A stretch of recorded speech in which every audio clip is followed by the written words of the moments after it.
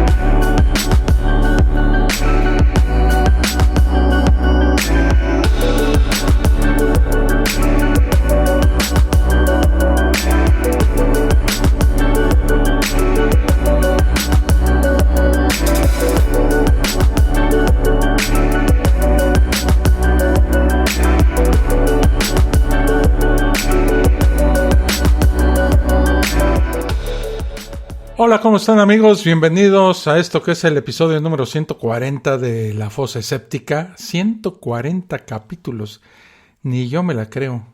Y lo sigo disfrutando como si fuera el primero.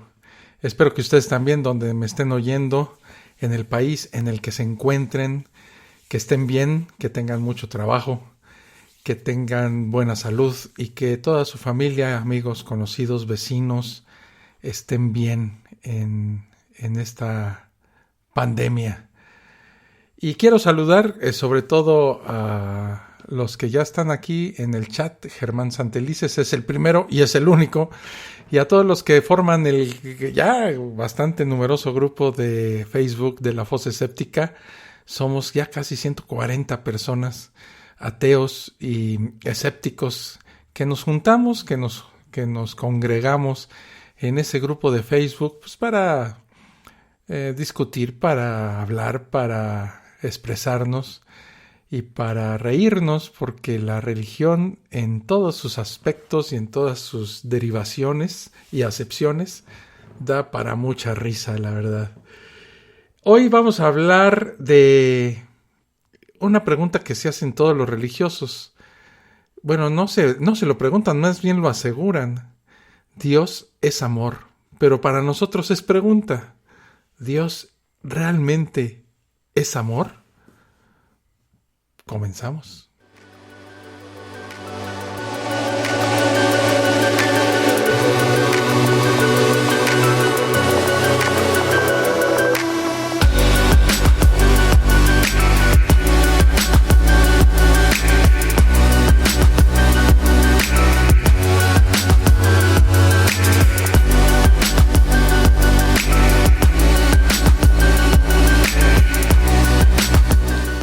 El truco más grandioso que ha creado y que ha ideado el diablo fue convencer al mundo de que no existe. Esto lo dijo Charles Baudelaire. ¿Ustedes, amigos de La Fosa Escéptica, creen en el coco?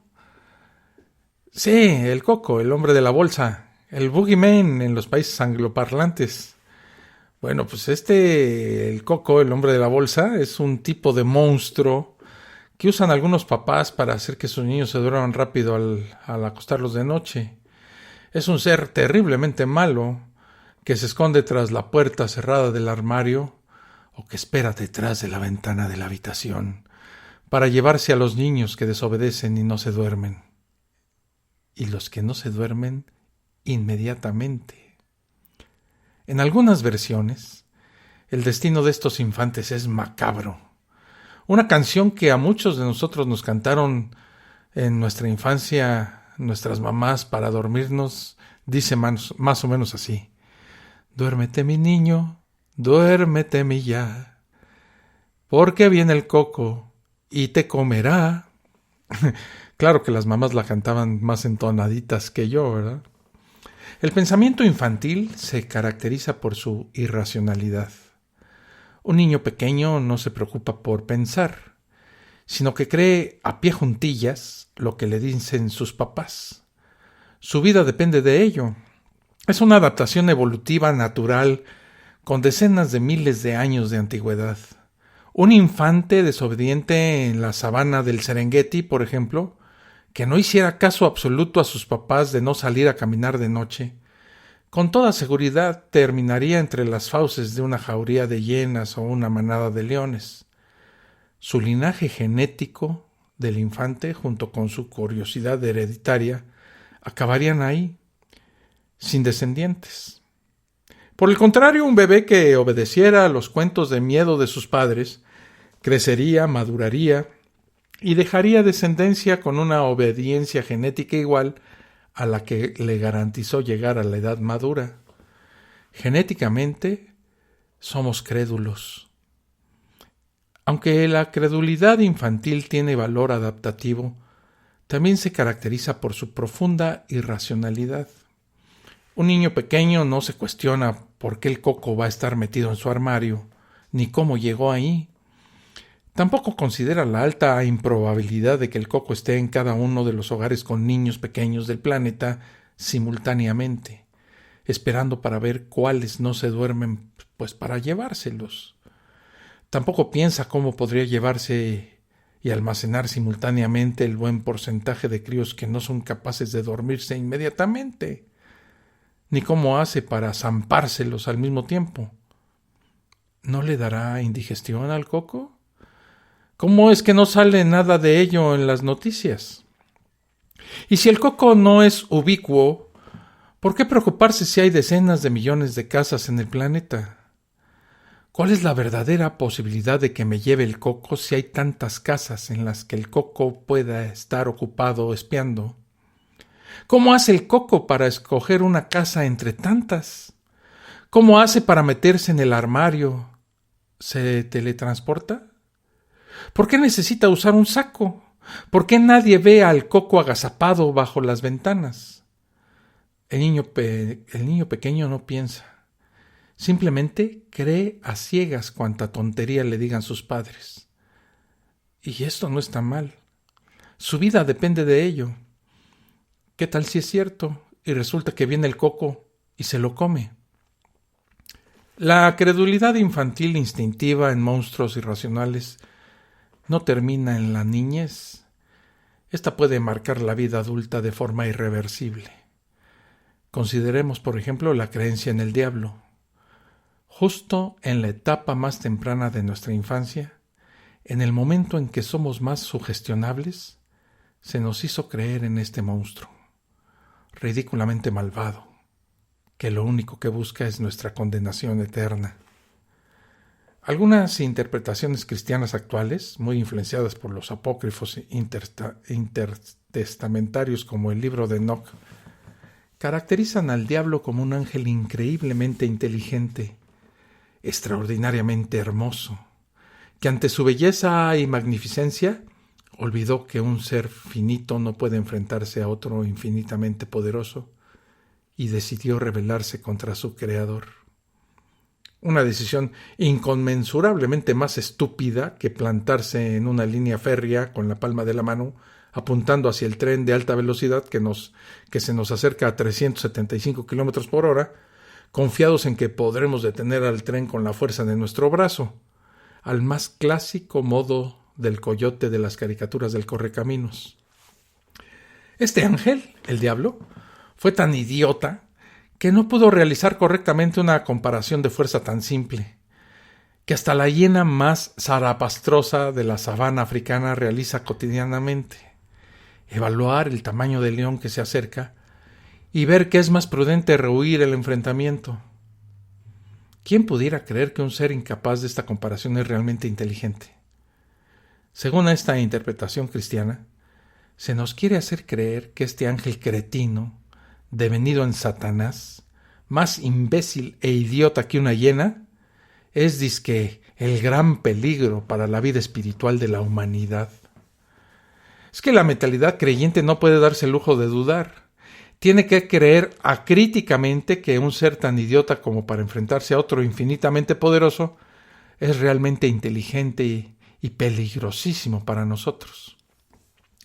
Aparentemente, el cretinismo angélico no fue propiedad exclusiva de Luzbel, ya que éste pudo encontrar un grupo numeroso de ángeles rebeldes que lo secundaron. Esta caterva de seres espirituales supuestamente inteligentes terminaron conformando las huellas infernales. Parece que su inteligencia finita era tan ridículamente exigua que también se creyeron capaces de oponerse a la omnipotencia y a la omnisciencia absolutas. El creyente no debe pensar, debe aceptar a ciegas todo lo que se le dice. No importa cuán patentamente absurdo es que un ser todopoderoso y perfecto haya creado ángeles tan anonadadamente imbéciles, tan cretinos, que no son capaces de entender algo tan patente, que lo comprende hasta un niño de 3 años, que ningún ser finito se puede enfrentar a un ser todopoderoso con esperanzas de vencer. No queda otra conclusión. Al parecer, a la divinidad le encantaba crear ángeles idiotas, pero decididos a una subversión cantinflesca. ¿Pero por qué se reveló el mítico ángel imbécil? Se nos dice que por envidia. Al parecer, para los seres espirituales, lo non plus ultra es ser adorado. Supuestamente es algo interesantísimo. Estos entes espirituales no encuentran nada más apasionante y maravilloso que tener a millones de congéneres suyos arrodillados como borregos repitiendo «Salve, salve, salve», o «Gloria, gloria, gloria», por toda la eternidad. Al parecer, lo más edificante espiritualmente es darle rienda suelta a la egomanía lo más posible. Ese debe ser el opio de los espíritus.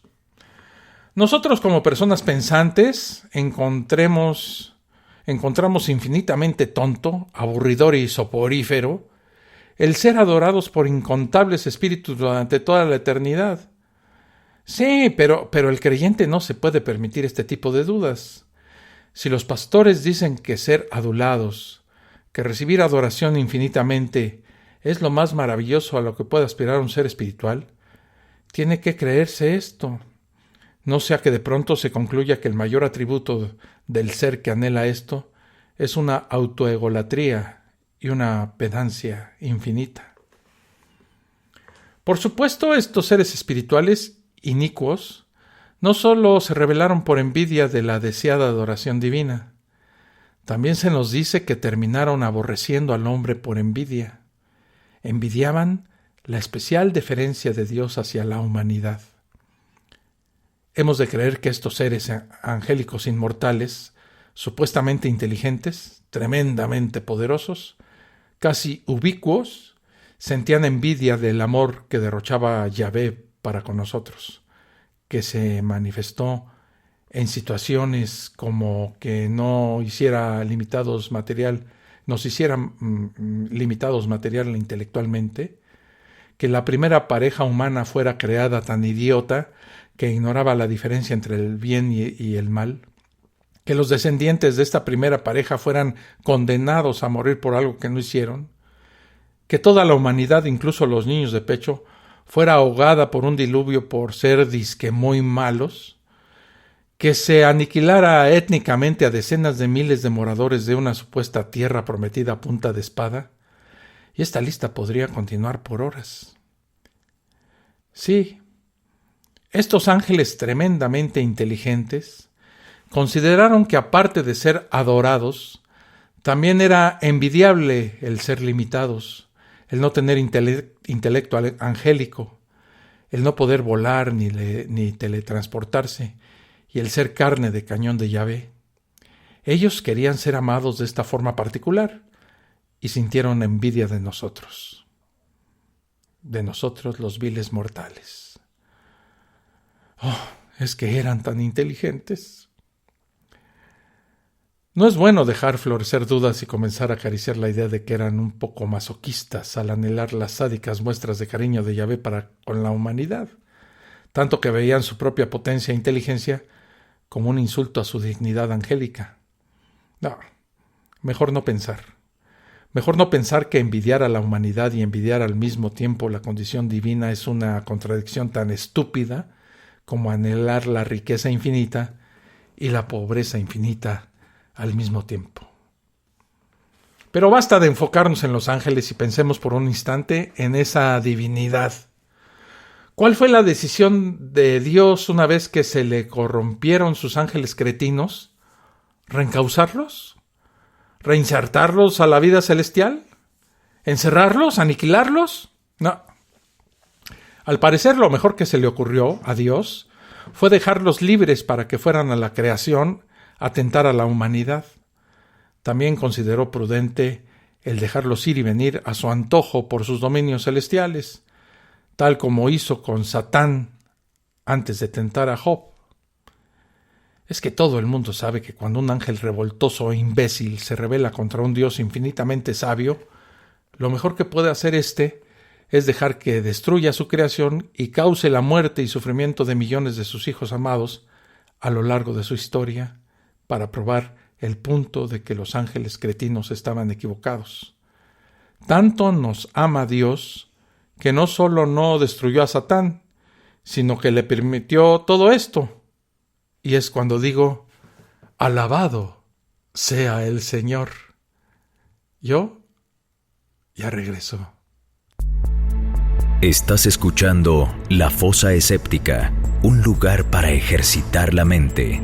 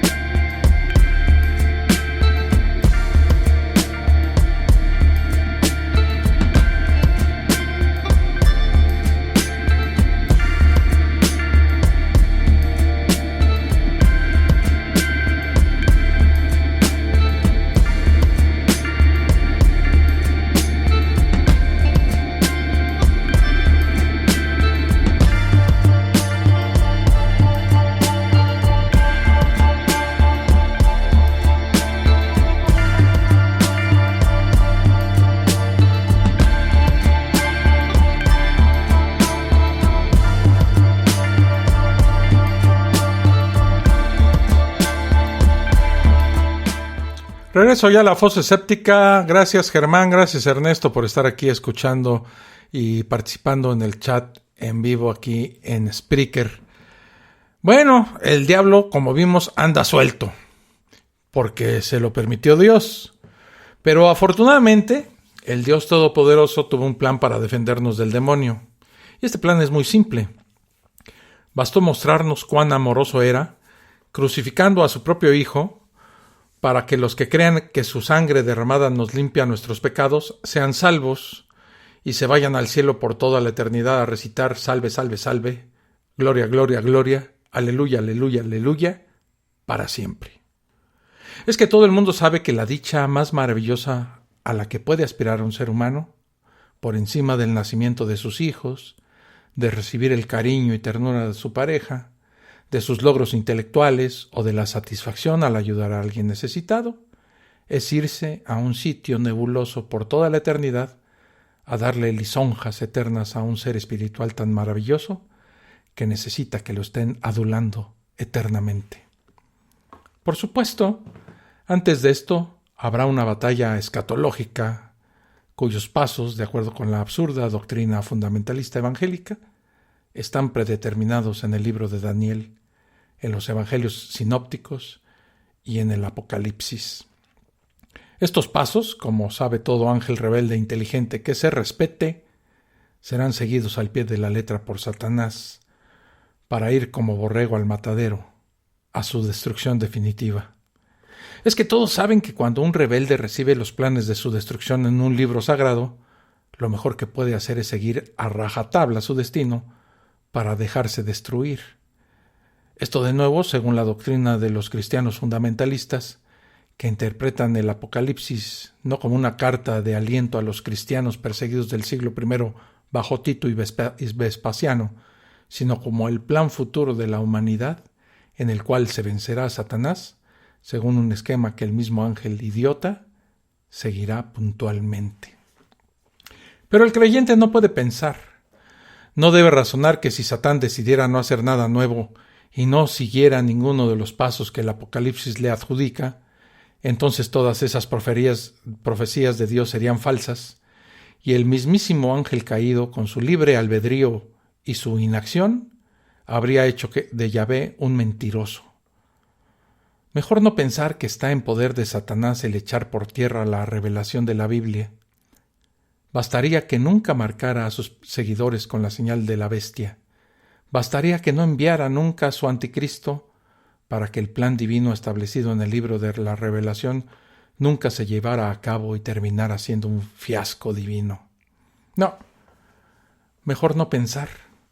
Mejor creer que el ser más peligroso para la humanidad, tan peligroso e inteligente que hizo caer a la creación buena de Dios, será tan estúpido que seguirá sus pasos de derrota establecidos en el Apocalipsis. Sí, el diablo seguirá ese derrotero de forma totalmente voluntaria para ser vencido. No lo duden. Las creencias religiosas sobre el diablo se caracterizan por su irracionalidad. Un creyente no se preocupa por pensar, sino que cree a pie juntillas lo que le dicen sus pastores. Su vida eterna depende de ello. Es una extrapolación de nuestro instinto de supervivencia, de la cual ya hablamos al principio de esta fosa, y la creencia en la autoridad. El programa mental que de niños nos hace crédulos ante nuestros padres para garantizarnos nuestra supervivencia a la edad adulta, nos hace socialmente crédulos ante los chamanes, brujos, sacerdotes y otras figuras de autoridad que son la sublimación de la imagen de nuestros padres. Esto a su vez garantiza la supervivencia de las instituciones religiosas que utilizan este instinto de credulidad y perpetúa en nuestros hijos y en los hijos de nuestros hijos centenares de leyendas ridículas que no han tenido más mérito para su permanencia que haber sido instaladas abusivamente por los papás en el cerebro de sus hijos en su más tierna infancia, cuando no eran capaces de razonar. Pero mejor no piense, no dude. No importa que prácticamente cada afirmación sobre el diablo sea tan ridícula, tan incoherente, tan absurda, tan contradictoria y tan risible, que resulte insultante para cualquier persona racional. ¿Qué tal si de pronto es verdad y viene el coco y nos come? Hago una pequeñísima pausa para cambio de tema y vamos a hablar sobre esta supuesta bondad de Dios. La bondad de Dios, la verdad, no existe. Estás escuchando La Fosa Escéptica, un lugar para ejercitar la mente.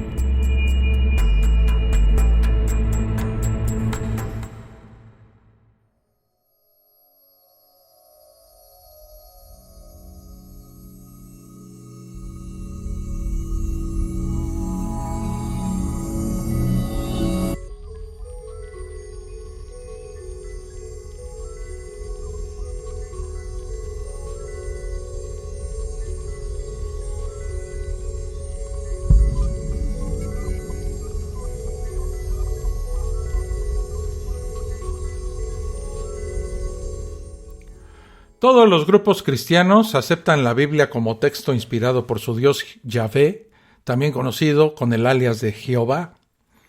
Para los cristianos protestantes de corte norteamericano, no solo está inspirada por su divinidad, sino que es perfecta en todos los campos, hasta el punto de considerarla el manual de vida que Yahvé habría dejado para la humanidad por siempre.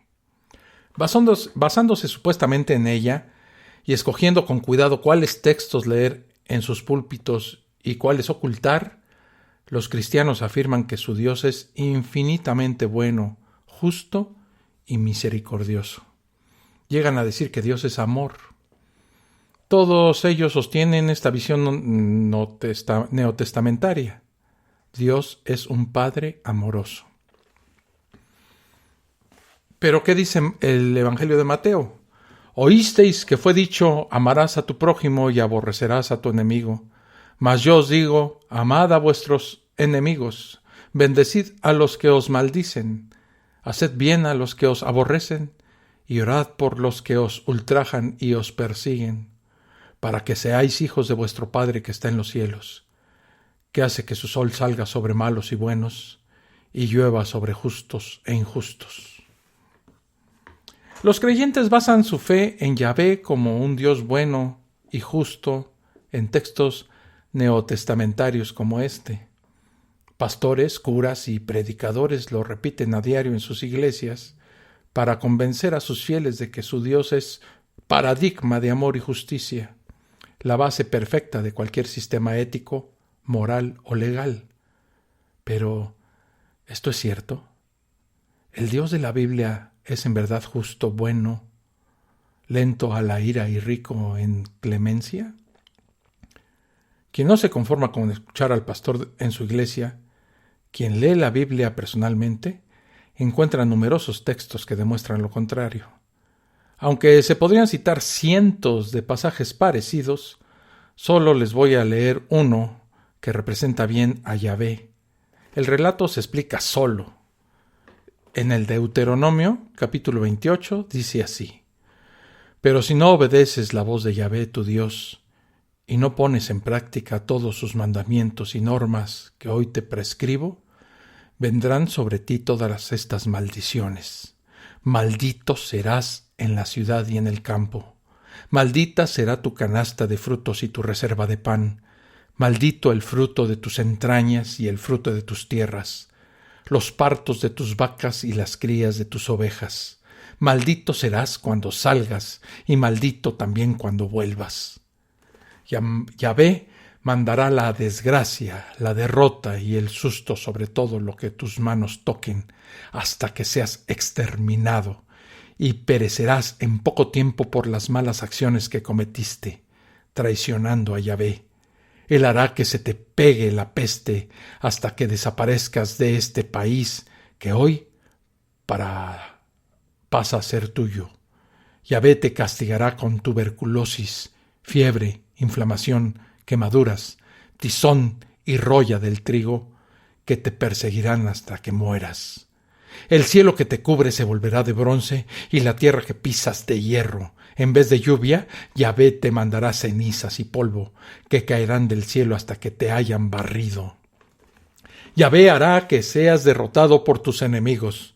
Por un camino irás a pelear en su contra y por 7 caminos huirás de ellos. Al verte, se horrorizarán todos los pueblos de la tierra. Tu cadáver servirá de comida a todas las aves del cielo y a todas las bestias de la tierra, sin que nadie las corra. Te herirá Yahvé con las úlceras y plagas de Egipto, con tumores, sarna y tiña, de las que no podrás sanar. Te castigará Yahvé con la locura, la ceguera y la pérdida de los sentidos. Andarás a tientas en pleno mediodía como anda el ciego en la oscuridad y fracasarás en tus empresas. Siempre serás un hombre oprimido y despojado sin que nadie salga en tu defensa. Tendrás una prometida y otro hombre la hará suya. Edificarás una casa y no la podrás habitar. Plantarás una viña y no comerás sus uvas. Tu buey será sacrificado delante de ti y no comerás de él. Ante tus ojos te robarán tu burro y no te lo devolverán. Tus ovejas serán entregadas a tus enemigos y nadie te defenderá. Y por si esto fuera poco, tus hijos y tus hijas serán entregados a pueblos extranjeros y enfermarás con tanto mirar hacia ellos, pero no podrás hacer nada. El fruto de tus campos, todos tus esfuerzos, los comerá un pueblo que no conoces, y tú no serás más que un explotado y oprimido toda la vida. Te volverás loco por lo que veas. Yahvé te herirá con úlceras malignísimas en las rodillas y en las piernas, de las que no podrás sanar, desde la planta de los pies hasta la coronilla de tu cabeza. Yahvé te llevará a ti y al rey que tú hayas elegido, a una nación que ni tú ni tus padres conocían, y ahí servirás a otros dioses de piedra y de madera. Andarás perdido, siendo el juguete y la burla de todos los pueblos donde Yahvé te llevará. Echarás en tus campos mucha semilla y será muy poco lo que coseches, porque la langosta lo devorará. Plantarás una viña y la cultivarás, pero no beberás vino ni comerás uvas, porque los gusanos la roerán. Tendrás olivos por todo tu territorio, pero no te darán ni siquiera aceite con que ungirte, porque se caerán las aceitunas y se pudrirán. ¡Qué ternura!, ¿verdad? Tendrás hijos e hijas, pero no serán para ti, porque se los llevarán cautivos. Todos los árboles y frutos de tu tierra serán atacados por los insectos. El forastero que vive contigo se hará cada día más rico, y tú cada día serás más pobre. Él te prestará, y tú tendrás que pedir prestado. Él estará a la cabeza, y tú a la cola. Todas estas maldiciones caerán sobre ti, te perseguirán y oprimirán hasta que hayas sido eliminado, porque no escuchaste la voz de Yahvé tu Dios, ni guardaste sus mandamientos ni las normas que te ordenó. Se apegarán a ti y a tus descendientes para siempre, y serán una señal asombrosa a la vista de todos. Por no haber servido con gozo y alegría de corazón a Yahvé, tu Dios, cuando nada te faltaba, servirás con hambre, sed, falta de ropa y toda clase de miseria a los enemigos que Yahvé enviará contra ti. Ellos pondrán sobre tu cuello un yugo de hierro hasta que te destruyan del todo. Yahvé hará venir contra ti de un país remoto como un vuelo de águila a un pueblo cuya lengua no entenderás. Ese pueblo cruel no tendrá respeto por el anciano ni compasión del niño. Tómala con el Dios amoroso, ¿no? Tras leer este texto, muy inspirado por cierto, es imposible sostener que Dios es todo amor. Sería una contradicción enorme. Se albergarían dos ideas mutuamente excluyentes en la mente, como en el doble pensar orwelliano o en las reglas de la Compañía de Jesús fundada por Ignacio de Loyola. Si Dios fuera amor, no habría dejado plasmar estas injusticias en su santa palabra. ¿No lo creen? Se pueden examinar algunas citas particularmente inquietantes en este discurso. Vamos a desmenuzar este texto que les he leído cuando regrese. Estás escuchando La Fosa Escéptica, un lugar para ejercitar la mente.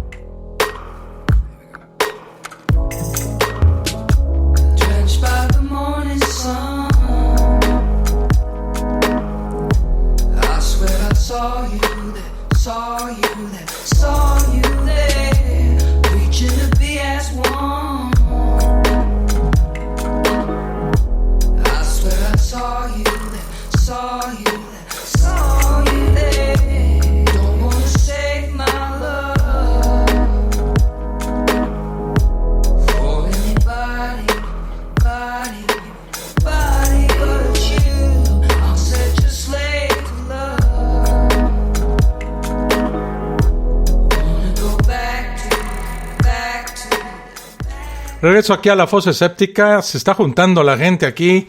Ricardo de la Peña, mi estimado primo, ¿cómo estás? Un gustazo tenerte como siempre por acá. Pablo Llorens dice: buenas noches, Alfonso, buenas noches, audiencia de La Fosa. ¿Se sabe si el ángel caído tuvo muchas heridas al caer del cielo? Es mucha altura. Quizás se fracturó y gracias a Dios se curó. El Dios amor. Un fuerte abrazo desde Uruguay. Pues un fuerte abrazo para ti, mi estimado. No sé si se hirió, pero sí se ha de haber puesto un buen fregadazo, ¿verdad?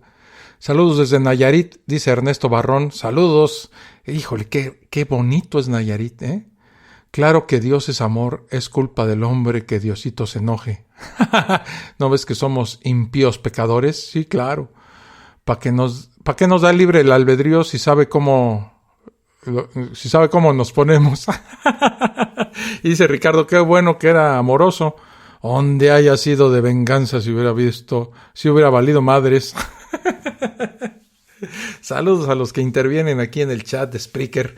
Bueno, sí, el texto es dramático, es trágico, es asesino, es violento, ¿verdad? Pero se pueden examinar algunas citas particularmente inquietantes en este texto. Dice, por ejemplo, maldito el fruto de tus entrañas. La maldición cae sobre los hijos de los infractores, aunque no hayan hecho nada malo. Los hijos pagan por los pecados de sus padres. Que un inocente reciba castigo por lo que hacen otros no es moral ni mucho menos justo. Un Dios que castigara así no podría ser base de ningún sistema ético o legal en una sociedad civilizada. También dice, el cielo que te cubre se volverá de bronce y la tierra que pisas de hierro.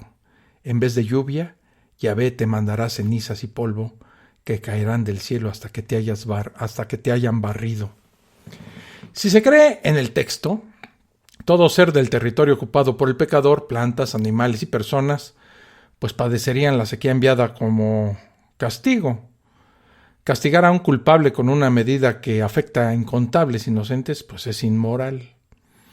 Es una respuesta desproporcionada, similar al bombardeo de una ciudad llena de civiles inocentes, como respuesta a que un tipo le sacó la lengua como insulto a su contraparte extranjera. Y dice también, tu cadáver servirá de comida a todas las aves del cielo y a todas las bestias de la tierra, sin que nadie las corra. Este versículo ahonda en la personalidad de Yahvé. Siendo omnisciente, debería saber que un cadáver no es una persona y no siente nada. Aún así, en su saña, decide vengarse hasta del cuerpo inanimado del pecador. Ni siquiera le permite una digna sepultura. Lo deja como carroña. Sobre un cadáver es imposible hacer justicia. Su profanación solo muestra venganza enfermiza, semejante a la de los paramilitares colombianos que utilizan motosierras para desmembrar campesinos y luego se ponen a jugar fútbol con las cabezas. No extraña que un pueblo que adora mayoritariamente a Yahvé haya generado esta especie de individuos. También dice el texto, tendrás una prometida y otro hombre la hará suya. Aquí se manifiesta el machismo del dios tribal Yahvé. Para castigar al pecador, Yahvé hace que su prometida inocente sea sometida al oprobio de ser poseída por otro hombre. Aquí la injusticia de Yahvé es doble. No solo oprime a la mujer, sino que la utiliza como un objeto, como un medio para castigar a un tercero. No solo es venganza sobre el pecador, sino utilización sexual de una inocente como medio de venganza. Tus hijos y tus hijas serán entregados a pueblos extranjeros y enfermarás con tanto mirar hacia ellos, pero no podrás hacer nada. Tendrás hijos e hijas, pero no serán para ti, porque se los llevarán cautivos. Bueno, pues este Yahvé insiste en derramar su venganza sobre los hijos del infractor para hacerlos sufrir. En la nefanda justicia de este Dios, es lícito ensañarse con los hijos inocentes para castigar al padre culpable. Es la misma justicia del narco en México, que antes de matar a un enemigo, asesinan parientes, empleados e incluso hijos para que su enemigo experimente el mayor dolor y pánico posible. Es la versión del conocido aforismo, démosle primero donde más le duela. Este tipo de justicia es solo una imitación de los métodos de Yahvé para saciar su santa sed de sangre. Parece que los narcos en México solo siguen el mandato de Jesús de ser perfectos como el Padre Celestial es perfecto. Pues sí, perfectos en la venganza insaciable, ¿no? Y también dice el texto, todas estas maldiciones se apegarán a ti y a tus descendientes para siempre y serán una señal asombrosa a la vista de todos. Ahora la venganza se extiende a los hijos, de los hijos a todos los descendientes. La expresión para siempre Da mejor perspectiva de la naturaleza de Yahvé, incluso cuando el infractor ya no existe y no puede sufrir por los males que experimenta su familia. Yahvé se ensaña sobre los descendientes, no solo para saciar su furia santa, sino para dejar un precedente eterno de lo que le ocurre a los infractores. De nuevo, Yahvé usaría incontables inocentes como valla publicitaria de su ira. Otra vez, las personas usadas como medio de expresión de la rabieta y del berrinche divino. Yahvé hará venir contra ti de un país remoto, como un vuelo de águila, a un pueblo cuya lengua no entenderás. Ese pueblo cruel no tendrá respeto por el anciano, ni compasión del niño. A medida que avanza el texto, se va haciendo más clara la naturaleza demoníaca del Dios que los cristianos proponen como base absoluta de la ética y de la moral humana. Aquí no basta que a los hijos del infractor se les haga pagar, tampoco bastan los descendientes, aunque se los castigue por siempre. No. La sed insaciable de sangre de Yahvé exige también los vecinos inocentes del pecador. Alguien peca y Yahvé manda una invasión extranjera que no respeta ni a viejos ni a niños del pueblo del infractor. El pueblo entero paga lo que hace un individuo. Es otro intento infructuoso de ese Dios tribal hebreo, pues para aplacar su sed insaciable de sangre. Pero el primer puesto en la depravación extrema se lo llevan los versos 52 al 59 de este texto. Es mejor leerlo en las propias palabras inspiradas de Yahvé. Señor Yahvé, ¿podría pasar a leer el texto?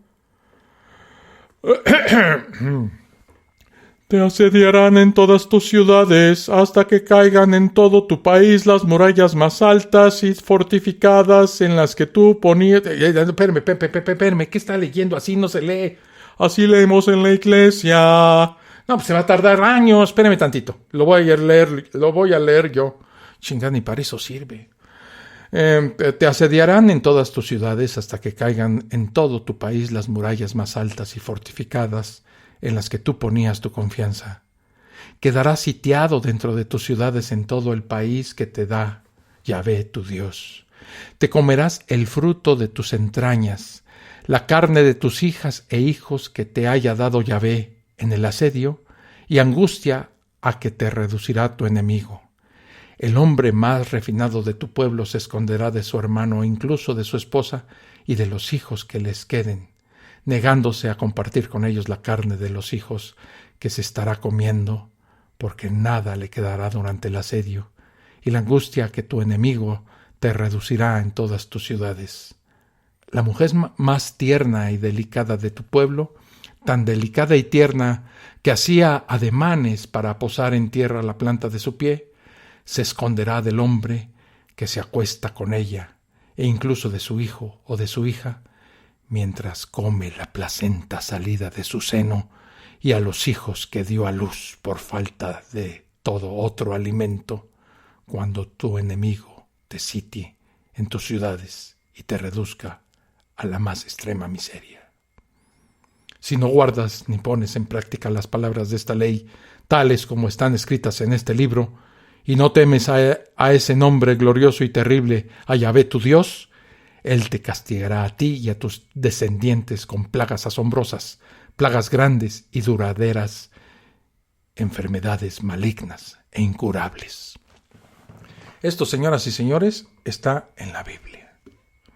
Pues aquí Yahvé envía un asedio extranjero que causa tal hambruna que hombres refinados y mujeres dulces del pueblo del infractor se ven en la necesidad de comerse a sus propios hijos.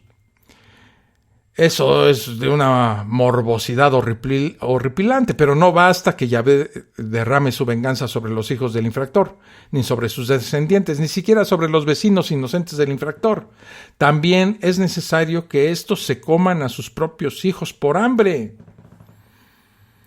La verdad es que yo no recuerdo si en la historia de la humanidad se ha llegado a una forma tan escalofriante y macabra de ejecutar una venganza. Hacerle comer su placenta y sus hijos a una mujer inocente, vecina de un infractor, para que pague el infractor. Esta manera de hacer pagar no se le ocurrió ni al Chapo Guzmán en sus épocas más violentas. Es imposible justificar esta abominación como una medida justa de un Dios de amor. Ningún ser real o imaginario que cometiera tales actos de sadismo podría ser considerado bueno. En palabras sencillas, este Dios es un demonio espantoso, un hijo de la chingada.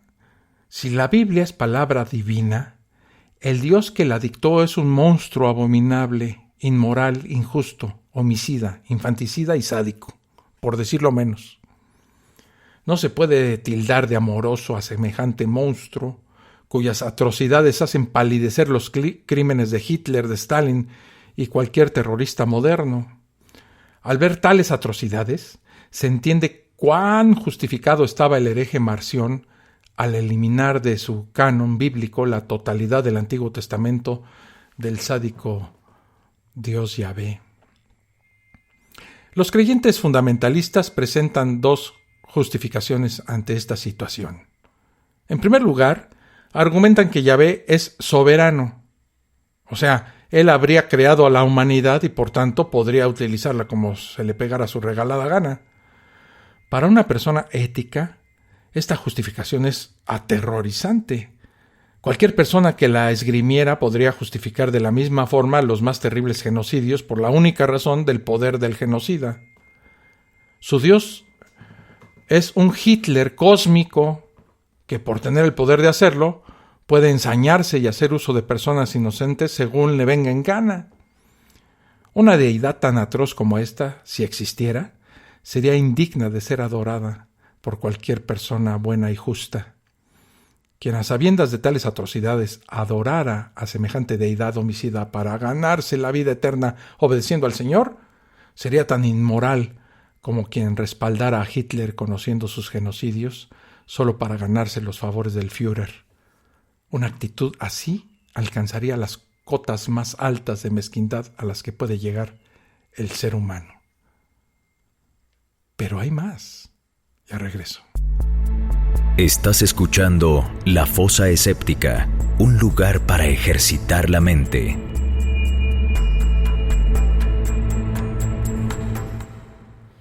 Let my hair right on the ground. Let my eyes see everything around. All the wonderful things above my head.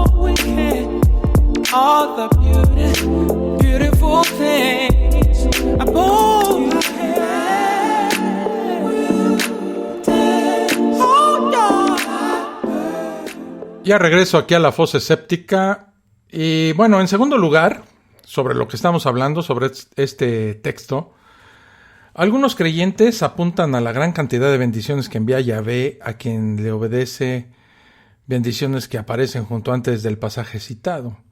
Esta defensa sería análoga a mostrar el gran bienestar que brindó Hitler al pueblo ario alemán, sus avances en obras públicas y la gran calidad de vida que brindó a sus conciudadanos, para justificar el genocidio sistemático que realizó sobre millones de judíos y otras minorías de razas inferiores según Hitler, y que las llevó al fin a sus cámaras de gas y hornos crematorios. Tales buenas obras de ninguna forma eliminarían la actitud sangrienta, sádica y promotora del canibalismo de padres sobre hijos, de la cual hace gala el buen Dios Yahvé. Hay una tercera actitud. Si se reconoce que dicho pasaje solo representa la falsa cosmovisión sádica y genocida de una época primitiva, que dicho pasaje es horripilante, macabro y profundamente inmoral, entonces se debe reconocer que de la misma forma, Páginas enteras de la Biblia pueden estar repletas de mandamientos falsos e inherentemente malos. En realidad, gran parte de ella, de la Biblia, es abominable desde el punto de vista de una ética civilizada, como verificaría cualquiera que se tome la molestia de leerla o de consultar fuentes críticas. La Biblia, y por ende el cristianismo que la toma como base, no pueden ser patrón moral en ninguna sociedad civilizada moderna. No deben ser la base ética de las personas o gobiernos. Es hora de llamar a las cosas por su nombre. La deidad del judaísmo, el cristianismo y el islam es solo un bárbaro y sádico dios tribal, sobredimensionado durante milenios por altos jerarcas religiosos que tienen como negocio el dedicarse a propagar estos engaños. Hago una pequeñísima pausa para cambiar de tema y cuando regrese, hablemos de otro bonito ejemplo de la bondad de Dios y de sus creyentes. Hablemos un poco de la eutanasia. Estás escuchando La Fosa Escéptica, un lugar para ejercitar la mente.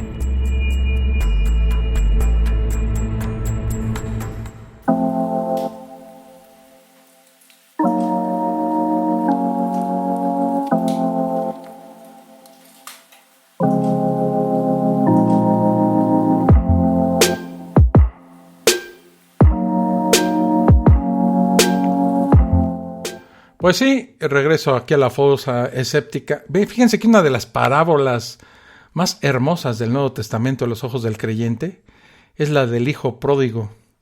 En ella se nos muestra a Dios como un padre amoroso y compasivo, que a pesar del comportamiento despilfarrador, borracho e imprudente de su hijo, se alegra al extremo con su regreso a casa. No importa que el hijo pródigo le faltara el respeto a la voluntad del padre. Este festeja el regreso del irresponsable, casi ignorando al hijo serio que siempre estuvo a su lado. Esta parábola está en la línea de las del buen pastor que deja botadas a todas sus ovejas para ir en busca de una sola oveja perdida.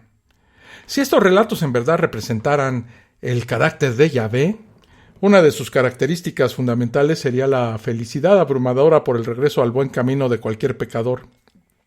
Su voluntad es que siempre hagamos el bien, pero nos ama tanto que incluso a regañadientes, contra sus deseos, nos otorga libre albedrío para elegir entre bien y mal.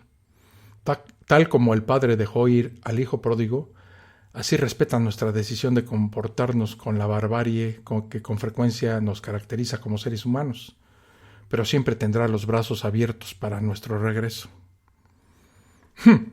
Cuando se debaten temas tabú para las supersticiones religiosas como el aborto temprano o la eutanasia activa, los creyentes responden recitando acríticamente eslogans irracionales prefabricados.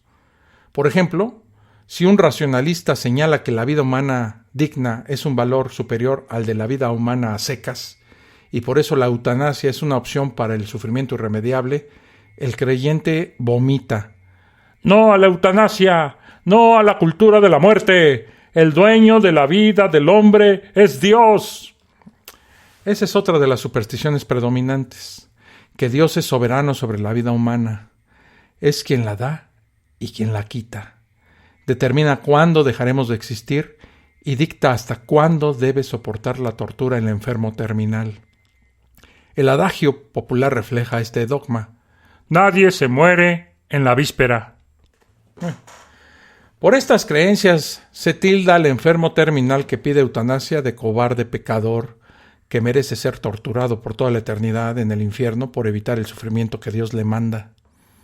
En concordancia con su tendencia a obligar a todo el mundo a guiarse por sus preceptos de la edad de bronce, los creyentes promulgan leyes que castigan con cárcel, como cualquier criminal, a quien ayude a un ser amado a terminar su martirio por misericordia, sin importar que no compartan la visión supersticiosa de los creyentes.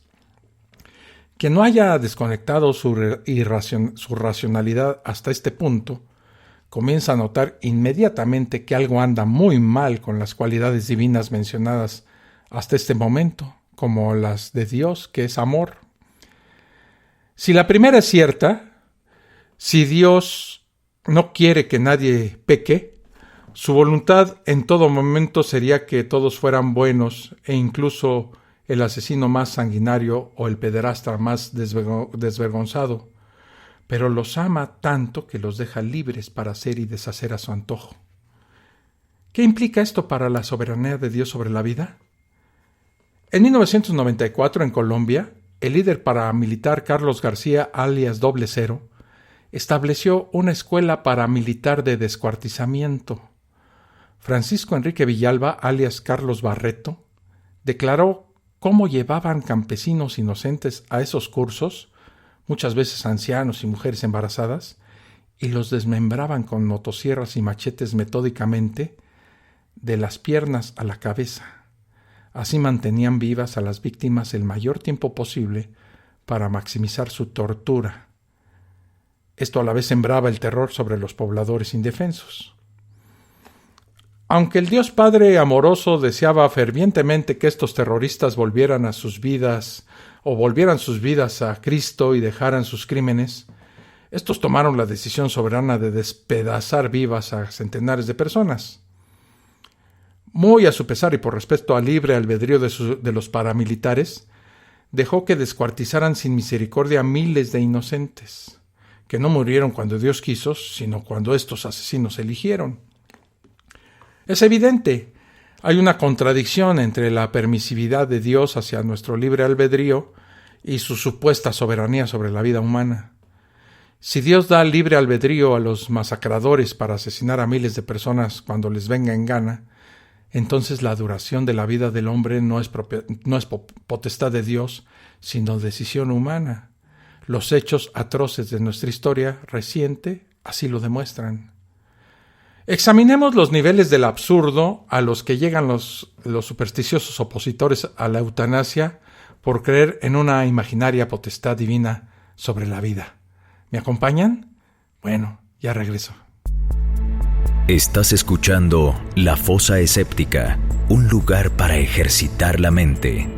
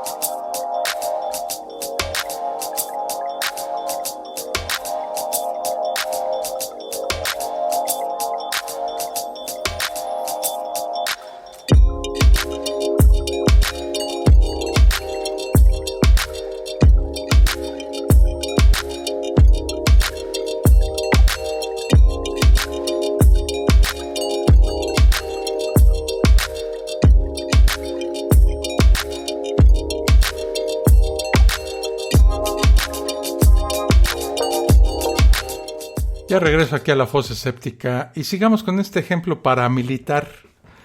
Bueno, un campesino es capturado por paramilitares para dar clases para descuartizar. Dios quiere que no lo despedacen, pero el instructor descuartizador ya tiene trazado su plan.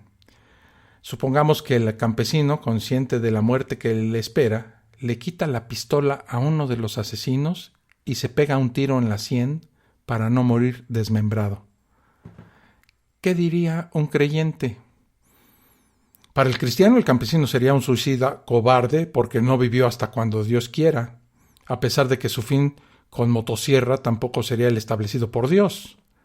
El religioso considera que la víctima debe quedarse quietecita mientras las cuchillas motorizadas se abren campo a través de la piel, músculo, nervios, cartílagos y huesos, porque si no, Dios lo manda al infierno por no aguantarse la muerte que Dios no le mandó. Vale la pena otro ejemplo, Hace más de medio siglo, el presidente Harry Truman hizo explotar 2 bombas atómicas sobre la población civil inocente de Hiroshima y Nagasaki, en contra de la voluntad divina que deseaba la misericordia de Truman. Dios lo amaba tanto que, aunque quería que respetara la vida de los japoneses, lo dejó ejercer su libre albedrío y cometer el genocidio más intenso de toda la historia. Cientos de miles de personas fueron vaporizadas instantáneamente en unos cuantos microsegundos. No fueron masacrados por la voluntad de Dios que deseaba misericordia, sino por la decisión soberana del genocida estadounidense. Consideremos el destino de los supervivientes cercanos al punto cero de las detonaciones nucleares. Por altísimas dosis de radiación, recibieron quemaduras internas letales, entre dolores que harían parecer un masaje sueco o la crucifixión de Jesús. Decenas de miles de inocentes fallecieron desangrados, orinando, defecando, vomitando y tosiendo sangre durante semanas, con infecciones dérmicas por las quemaduras radiactivas de segundo y tercer grado, y con septicemias imparables por la destrucción de los tejidos generadores de linfocitos. ¿Qué pasaría si uno de los agonizantes hubiera pedido ayuda para morir dignamente a un misericordioso cristiano? El creyente, basado en la superstición de la soberanía divina sobre la vida, amorosamente hubiera tratado de suicida cobarde al sufriente, lo habría reprendido por no aceptar su martirio hasta el final y le animaría a sufrir hasta cuando Dios quisiera, que en su mente ilógica equivaldría al momento en el cual su organismo no resistiera más el destino que Truman, y no Dios, le había decretado. Estos ejemplos se podrían multiplicar por millones, como en los casos como el Holocausto nazi, las purgas de Stalin, la invasión a Irak y miles de casos más. Solo le queda una salida a quien quiera seguir creyendo que Dios es soberano sobre la vida humana. Consiste en aceptar lo siguiente. Dios habría usado a Truman para cumplir su divina voluntad de causarle una amorosa muerte a decenas de miles de japoneses inocentes a punta de quemaduras radiactivas internas que los hizo desangrar por esófago, ano, meato urinario y pulmones. O Dios habría usado a Hitler para cumplir su santa voluntad de terminar amorosamente la vida de 6 millones de judíos en las cámaras de gas de Auschwitz, Dachau, Treblinka y otros campos de concentración. Dios habría usado a sus hijos, Chapo, Beltrán Leiva y Amado Carrillo, y demás monstruos del ambiente narco, para llevar a cabo amorosamente también su voluntad de terminar la vida de campesinos, ancianos, mujeres, embarazadas y fetos, todo con machetes, motosierras, desmembramiento con caballos y otras muchas formas ingeniosas que Dios tendría destinadas para las víctimas inocentes del conflicto en México, en Colombia o en cualquier parte donde estos asesinos narcos imparten su justicia divina. Un Dios que decidiera soberanamente este tipo de masacres y torturas sería peor que el más sanguinario vestigio de las míticas huestes infernales. Además, un individuo que a sabiendas adorara a una deidad sádica como esta para ganarse la vida eterna, no presentaría ninguna diferencia ética con un lugarteniente de Hitler que obedeciera al Führer para ganarse sus favores, y alcanzaría la mezquindad más abyecta a la que pudiera llegar a un ser humano, por ganarse un premio eterno. Renunciaría a la más mínima decencia y compasión humanas para inclinarse ante nada más y nada menos que un demonio de fábulas hebreas. Si para salvar la bondad de esa entelequia teológica el creyente postula que Dios no quiere que eso ocurra, sino que deja actuar a los humanos con libre albedrío para causar las masacres señaladas, entonces se vuelve el punto central de esta reflexión. Volvamos al punto central de esta reflexión. Un Dios que permite el libre albedrío no es un Dios soberano sobre la vida humana. En el momento en que un Dios permite la libertad, automáticamente renuncia a su potestad sobre la muerte. Los hechos sangrientos de nuestra historia reciente respaldan esta conclusión irrefutable. Para negar esta realidad se necesita caer en un delirio clínico, creer mentiras patentes en contra de las evidencias claras que las refutan. Solo la visión racional explica con coherencia la realidad. Ningún Dios es soberano sobre la vida del hombre. La superstición de que la vida es potestad divina es herencia de épocas precientíficas en las que se ignoraba la causa de la reproducción y de la enfermedad. Milenios atrás, la gestación de un embrión en el vientre materno era considerado una intervención sobrenatural de la divinidad, un don de los dioses a los hombres. Hoy en día, nuestra comprensión científica de la fecundación y gestación nos permite reconocerlas como fenómenos naturales sin influencias divinas. También las técnicas de clonación que permiten crear una vida sin intermediación de óvulos y espermatozoides humanos refutan las supersticiones religiosas. Al dividir artificialmente un embrión, o incluso al reprogramar un óvulo animal con un núcleo somático humano, se pone en evidencia que la vida es otro proceso bioquímico complejo que puede ser manipulado a voluntad del hombre sin injerencias celestiales.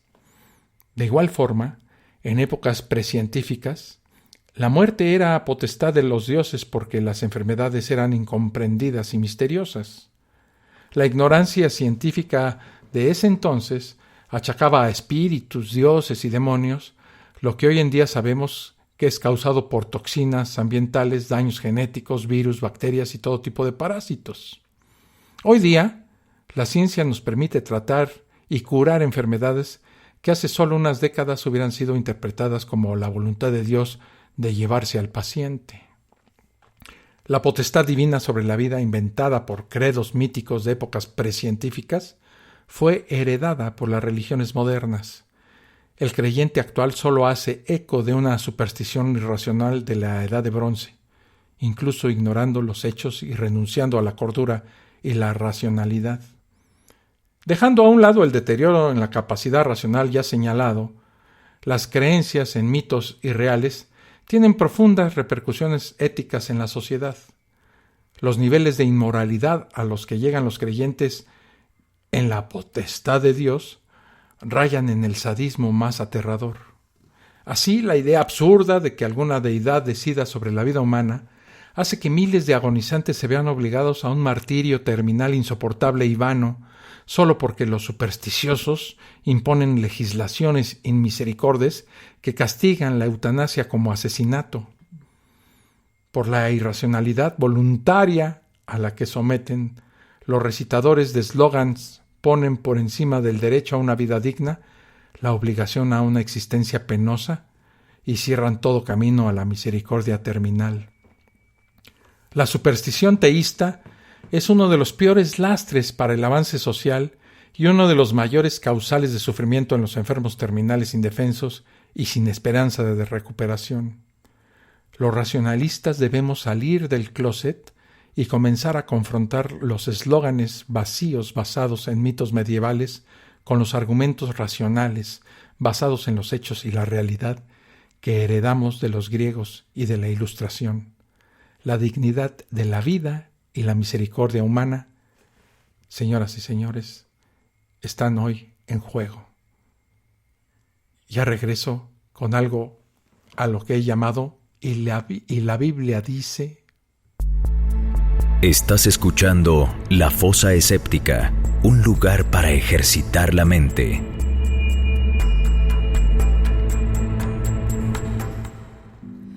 Everybody wants a taste of me. I'm on a silver platter for you. Everybody is a fantasy. I can be what matters to you. Oh baby, I'm all we need. I'ma show you my attitude. I'ma show you my attitude. Everybody wants to play my game. I'ma share the history with you. Everybody wants to know my name. I'ma share the history with you. I'll be with you every day. I'ma show you my attitude. I'ma show you my attitude. Get a little bolder, have a drink of my aura.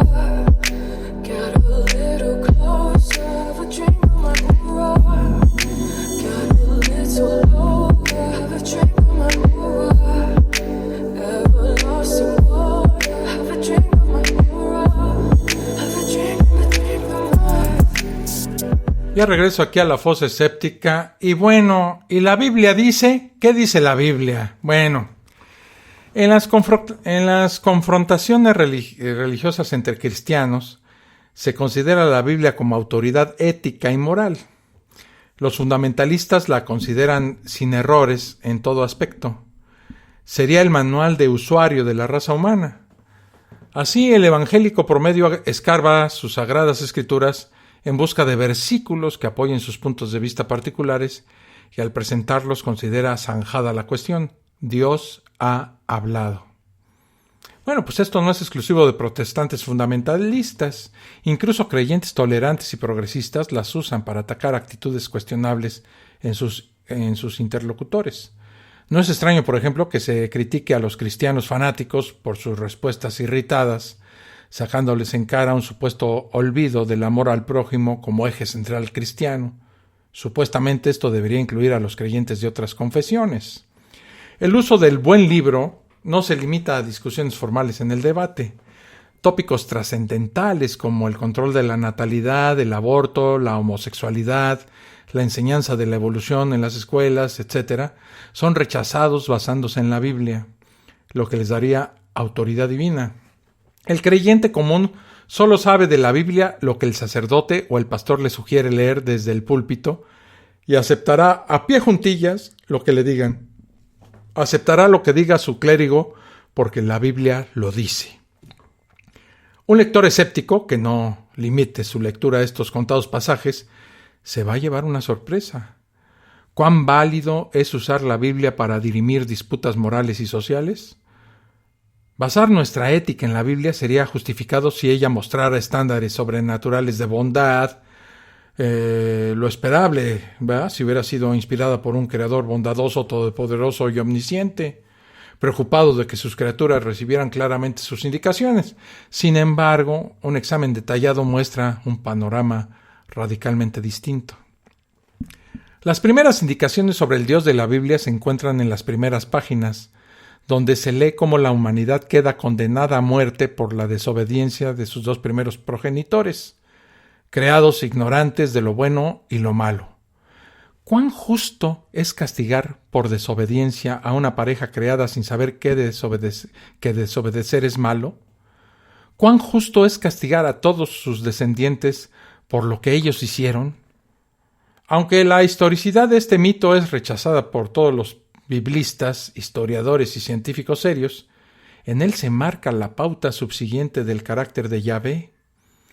Estos son unos pocos ejemplos de actitudes cuestionables de Yahvé, entre centenares que podemos encontrar en la Biblia.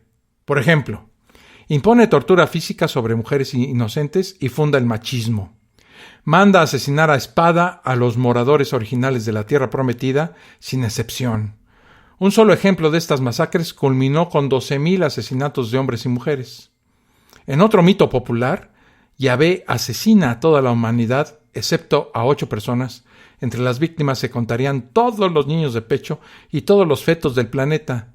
De haber sucedido, haber sido el peor genocidio concebible, que haría palidecer los genocidios de Hitler, de Stalin y de Milosevic, tomados en conjunto.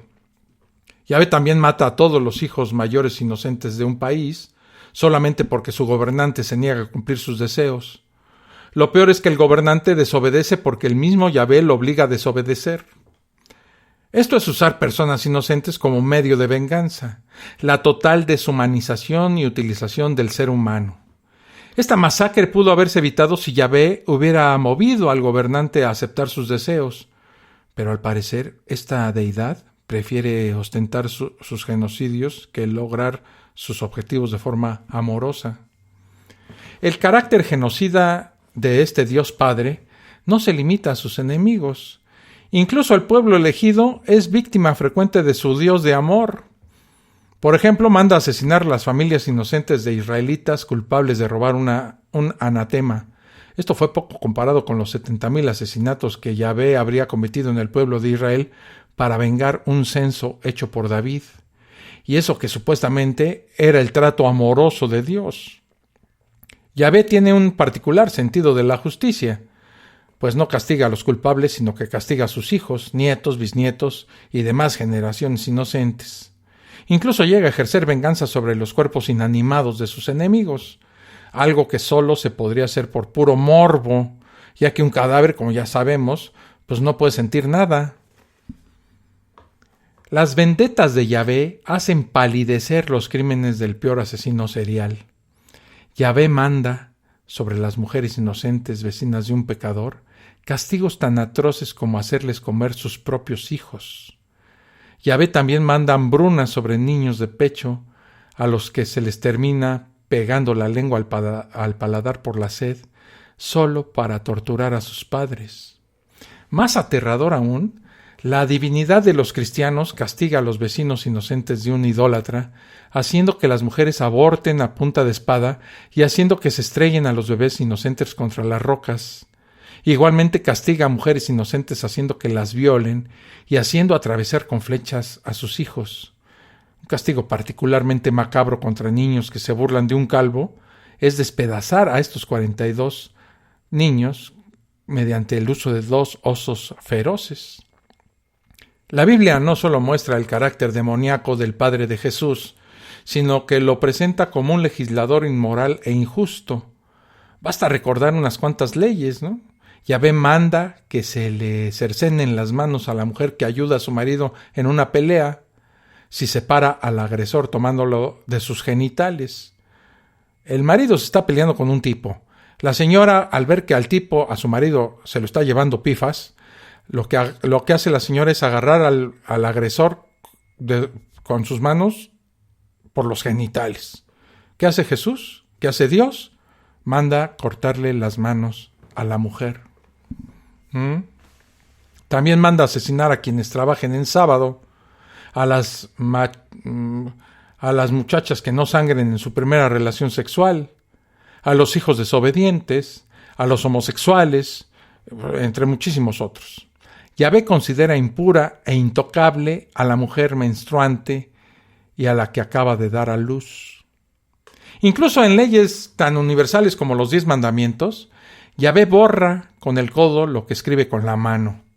En el segundo mandamiento, no inclinarse ante ídolos.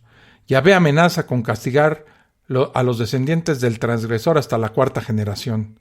En el 10º mandamiento, el de no codiciar, tácitamente considera a la mujer como una propiedad del hombre y valida la esclavitud. La moral del Dios bíblico no le bastó para prohibir la esclavitud, pues incluso legisla sobre cómo vender a las propias hijas como esclavas y normatiza a favor de que los amos muelan a palos a sus esclavos siempre y cuando estos no mueran antes de 3 días. Ante semejantes atrocidades e inmoralidades de Yahvé, la mayoría de los creyentes terminan tomando una actitud de irracionalidad extrema, pues rechazan el Antiguo Testamento por ser un libro bárbaro y se adhieren solo al Nuevo Testamento de amor de Jesucristo, dejando a un lado el hecho de que sin el Antiguo Testamento no hay validación para el mesianismo de Jesús, y aceptando el hecho de que el Nuevo Testamento cambia apreciablemente su tono. La realidad es que la nueva alianza dista mucho de ser un mensaje de paz y amor como lo presentan los cristianos.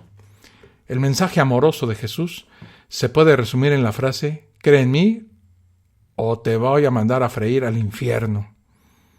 Las parábolas del reino no dejan lugar a duda, y todo queda claro con parábolas con mensajes como este de Lucas: pero en cuanto a esos enemigos míos que no me quieran por rey, tráiganlos acá y mátenlos delante de mí.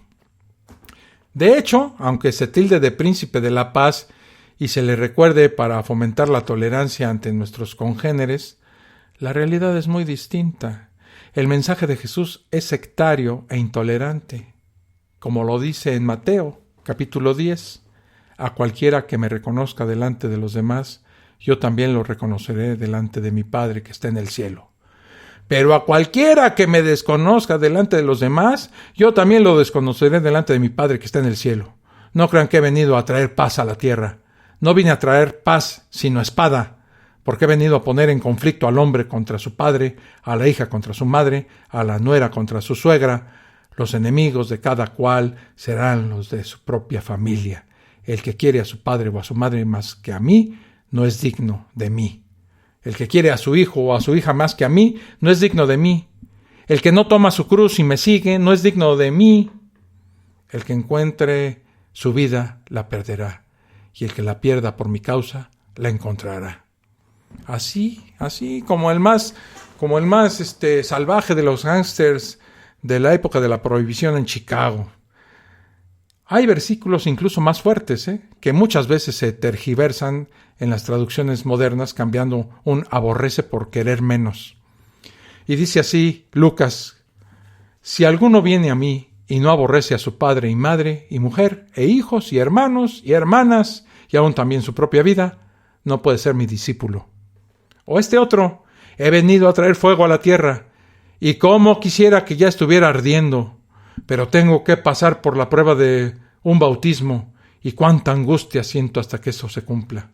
¿Creen ustedes que vine a traer paz a la tierra? Les digo que no, sino división. Cuando se contempla el mensaje de Jesús en su totalidad, y no se limita al análisis a lo que presentan los apologistas cristianos, se percibe que el supuesto mensaje de amor no es más que una versión descafeinada de la moral celosa y vengativa del Dios del Antiguo Testamento. Quien no está conmigo, está contra mí. No es verdadero amor, es intolerancia vengativa. Incluso su rey de amor y su ley de amor al prójimo tiene una connotación que los creyentes modernos ignoran y los clérigos ocultan. Se cree comúnmente que prójimo es sinónimo de congénere o cualquier persona, pero la palabra se refería a los correligionarios de las ramas del judaísmo. En la parábola del buen samaritano, Jesús toma como prójimo al samaritano, creyente de una secta rechazada por la mayoría farisea. Eso explica el por qué Jesús no tiene reparos en llamar perros a los paganos. Para Jesús, como todo judío, un perro era un animal inmundo. Llamar perros a los paganos que se le acercaban era insultarlos. Su trato displiciente con los paganos y cálido con los sectarios marginales judíos señala claramente el significado de la palabra prójimo. Es exactamente la misma razón por la cual Yahvé, a pesar de haber prohibido el asesinato, manda tranquilamente a pasar a espada a miles de hombres, mujeres y niños de la tierra prometida. No eran prójimo, no eran judíos. La supuesta tolerancia y moderación en el lenguaje de Jesús queda en entredicho cuando se recuerdan expresiones como hipócritas, generaciones de víboras y sepulcros blanqueados, entre otras muchas. Quienes promueven a Jesús como príncipe de la paz tienen que hacer malabares para olvidar la ira de Jesús cuando atacó a los comerciantes del templo o cuando mandó a secar a la higuera. Muy chistoso, porque manda a secar él tiene hambre, se levanta, ¿qué hay de desayunar? No, ¿sabes qué, Jesús? No trajimos, la gallina no puso huevos, el tocino, pues no podemos comer puerco porque somos judíos. Chale, pues ahí está la higuera. Y la higuera no tenía higos porque no era temporada de higos. Y un berrinche descomunal, Jesús la pudre, la seca, y le dice que es una planta maldita. Pues con ver el calendario se da uno cuenta que la higuera no podía dar higos porque no era temporada de higos. El mismísimo Pablo de Tarso y sus autores pseudoepigráficos no pudieron eliminar algunas de las injusticias del Dios del Antiguo Testamento, ya que respaldan la esclavitud, el sometimiento ciego a la autoridad e incluso el machismo. ¿Valdría la pena poner a prueba eso de que toda autoridad viene de Dios cuando se considera a Hitler o a Stalin? Vamos a hacer una pausa y regreso para algún tipo de conclusión sobre este tema. Estás escuchando La Fosa Escéptica, un lugar para ejercitar la mente.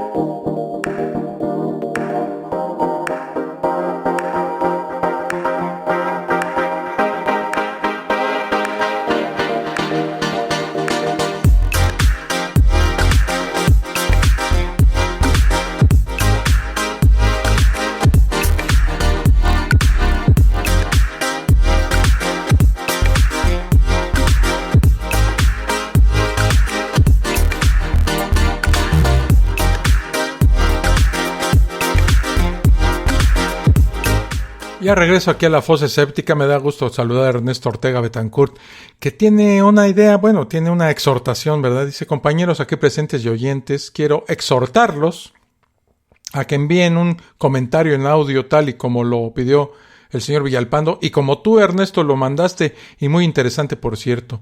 Para mí sería grato conocer sus ideas y puntos de vista.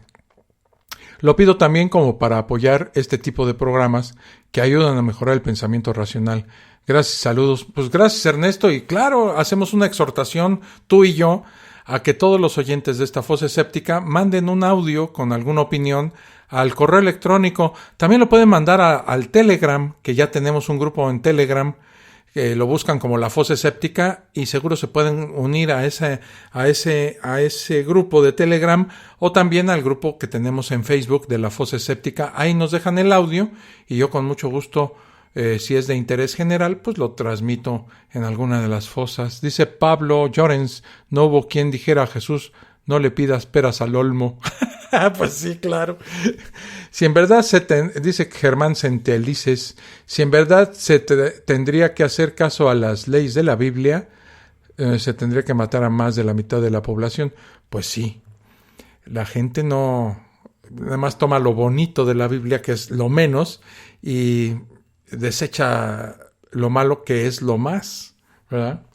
¿Y qué podemos tener como conclusión acerca de esta fosa escéptica? Bueno, como conclusión, el cristianismo no tiene un núcleo de amor y tolerancia. El mensaje bíblico es en su mayor parte intolerancia, genocidio, venganza, injusticia, inmoralidad y todos los vicios imaginables en cualquier religión tribal. Por eso se ven actitudes viscerales y agresivas en los comentarios de los foros interreligiosos. Esto porque el amor al prójimo es sinónimo de amor al correligionario y el odio al hereje. Como los católicos y evangélicos se consideran mutuamente herejes, es normal que surjan estas actitudes. Por último, solo picando aquí y allá, escogiendo lo que conviene y ocultando lo que irrita, se puede salir con el retrato de Jesús como príncipe de paz, tolerante y amoroso que se muestra en los medios. La realidad es otra, amigos. Históricamente Jesús fue un profeta apocalíptico galileo que ostentó un carácter parcialmente renovador y parcialmente intolerante. Ese es el resultado de la crítica moderna avalada por centenares de estudios. Después de descubrir que la Biblia defiende la esclavitud, el machismo, la violación, el infanticidio, el aborto, el canibalismo, el filicidio, el genocidio y en general el uso de inocentes para castigar culpables, sería inmoral basarse en semejante libro para prohibir el uso del condón en países con epidemias de SIDA, como para prohibir los medios de control natal artificial en países con niveles abrumadores de pobreza, para discriminar contra mujeres y homosexuales, para despotricar contra el libre pensamiento, e incluso para satanizar el cuerpo y las prácticas sexuales solo por placer. Un análisis exhaustivo de la Biblia muestra que ya es hora de dejarla como un patrón moral en las sociedades occidentales. Los valores modernos deben establecerse por medio de un escrutinio escéptico implacable, el uso de argumentación racional, la consideración de factores científicos en el bienestar social y, en general, un sano debate. Las amenazas míticas y las morales precientíficas no deben tener cabida en las democracias modernas. Como conclusión, dice Ricardo de la Peña, qué manchaditos el Jesús y el tal Yahvé. Pues sí, la verdad es que sí. Y bueno, con esto concluyo la fosa escéptica del día de hoy. Hoy no leo los comentarios en iVoox, los voy a juntar para que sea un poquito más y los leo en las próximas emisiones de la fosa escéptica. A todos los que nos siguieron aquí en el chat de Spreaker les agradezco mucho, a Germán, a Pablo, a Ricardo, a la Peña, que aparte es mi primo hermano y muy querido, por cierto, Ernesto Ortega Betancourt, Pablo Llorens, ya lo dije, a Germán también, y a todos los que se metieron aquí, Ernesto Barrón, Y todos los que están trabajando y por ahí están escuchando La Fosa Escéptica y los que la oirán después, los invito a ingresar al grupo de Facebook de La Fosa Escéptica, al grupo de Telegram y escuchar la próxima. Por mi parte ha sido todo. Síganse cuidando, yo veo aquí ya el asunto muy relajado en México y por una dosis que nos pusieron, pero la epidemia sigue y sigue fuerte. Dice, acabando este programa nos pasamos a Telegram, dice Germán. Bueno, pues ya vámonos y nos vemos ahí en Telegram para seguir con esta discusión. Por mi parte ha sido todo, nos vemos en la próxima, hasta luego. Esto fue La Fosa Escéptica, un lugar para ejercitar la mente, con Alfonso Villalpando. Te esperamos en el próximo capítulo a través de Spreaker, Spotify, Apple Podcasts y iVoox.